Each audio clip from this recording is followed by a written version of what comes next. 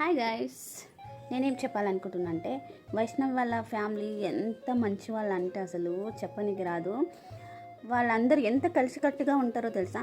ఆ వైష్ణవ్ వాళ్ళ మమ్మీ వాళ్ళు 5 మంది అనుకుంటా అక్క చెల్లెలు ఎంత హ్యాపీగా ఎంత ప్రేమగా అసలు ఎవరికి ఒక్క చిన్న సమస్య వచ్చినా అందరూ అలర్ట్ అయిపోతారు. అలా వీడియోలు వాళ్ళ హ్యాపీగా ఉన్న వీడియోస్ అన్నీ చూశాను కాబట్టి చెప్తున్నాను. ఇప్పుడు మనం ఉన్నాం అనుకో, మన ఇంటికి ఎవరైనా కొత్త వాళ్ళని తీసుకెళ్ళినాం అనుకో, ఇక మన ఇంటి వాళ్ళు మనకు చెప్పకుండానే ఈర్ష్య ద్వేషము అట్లా ఇట్లా అని ఒకరిపైన వంకలు పెడతారు. వాళ్ళ ఫ్యామిలీ అట్లా కాదు. వావ్, చాలా అందరినీ రిసీవ్ చేసుకున్నారు. చాలా హ్యాపీనెస్ ఉంది వాళ్ళ ఇంట్లో. అండ్ వాళ్ళ ఫ్యామిలీ మొత్తానికి ఒకటి చెప్పాలంటే, బృందావనం మూవీ ఎలా ఆ మూవీలో కలిసి ఉంటారు ఫ్యామిలీ, సేమ్ వాళ్ళ ఫ్యామిలీ కూడా బృందావనం అని చెప్పాలి నిజం చెప్పాలంటే. అంత మంచి ఫ్యామిలీ ఉంది. కాకపోతే వాళ్ళ ఇంట్లో ఆ సంఘటన జరగడం అస్సలు బాగలేదు. వాడుగా నల్ల మచ్చలాగా వాళ్ళ ఇంట్లో మొదలైండు. కానీ ఆ అమ్మాయిని ఆ స్థితి చేసేది లేకుండే. వాడు పెద్ద వేస్ట్ గాడు. అండ్ అందుకే పిల్లలకి చిన్న వయసులో పెళ్ళిళ్ళు చేయరాదు. చిన్న వయసులో పెళ్ళిళ్ళు చేస్తే ఇలాగే మనస్పర్ధలు వస్తాయి, కోపాలు వస్తాయి, ద్వేషాలు వస్తాయి. ఆ టైంలో వాళ్ళకి ఏం చేయాలో తెలియదు.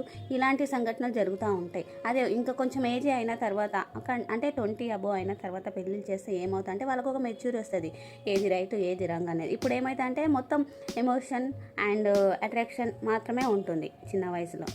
ఇది ఒక్కటి గుర్తుపెట్టుకోండి పెద్దవాళ్ళు, చిన్న వయసులో పెళ్ళిళ్ళు చేయరాదు. ఒక వ్యక్తి మన ముందర నటిస్తున్నాడా అంటే ఆ వ్యక్తి అప్పుడు మంచోడని అస్సలు డిసైడ్ చేయొద్దు. ఒకసారి ఆ అమ్మాయే కావాలని ఎంట పడుతుంటే ఆడి పెద్ద మోసగాడే అనేది నిజం చేసుకోవాలి. ఎందుకంటే కొన్ని సంఘటనలు మా ఊళ్ళో కూడా అలా జరిగినాయి కాబట్టి చెప్తున్నాను. కానీ వాళ్ళ ఫ్యామిలీ ఎంత మంచి వాళ్ళంటే అబ్బా చెప్పనీకే రాదు. అలా ఫ్యామిలీ లాగా ఉండాలి అందరూ అని నేను అనుకుంటా. ఎందుకంటే అందరినీ రిసీవ్ చేసుకోవాలి, అందరినీ ప్రేమించాలి, అందరితో హ్యాపీగా ఉండాలి, అందరితో కలిసిపోవాలి. ఇప్పుడు మన దగ్గర వీడియోలు తీస్తుంటే ఏమంటారు, అబ్బో వీడియోలు తీస్తుంది తీయక అంటారు. వాళ్ళల్లో అయితే అందరు యూట్యూబర్లే. వాళ్ళ అక్క వాళ్ళు, వాళ్ళ మమ్మీ వాళ్ళు అందరూ యూట్యూబర్లే. ఇంటి యూట్యూబర్సే. ఎన్ని వీడియోలు మంచి వీడియోస్ తీసేసారు వాళ్ళైతే.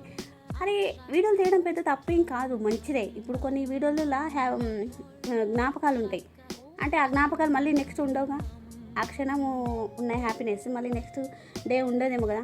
అందుకే వీడియోలు తీసేసి, వీడియోలు తీసినంత మాత్రాన చెడ్డవాళ్ళు అని ముద్ర వేయదు. కొందరు తెలివి లేని వాళ్ళు అట్లనే డిసైడ్ అవుతారు, వీడియోలు తీసి పెద్ద తప్పు అలా ఇలా అని. అదంతా వేస్ట్.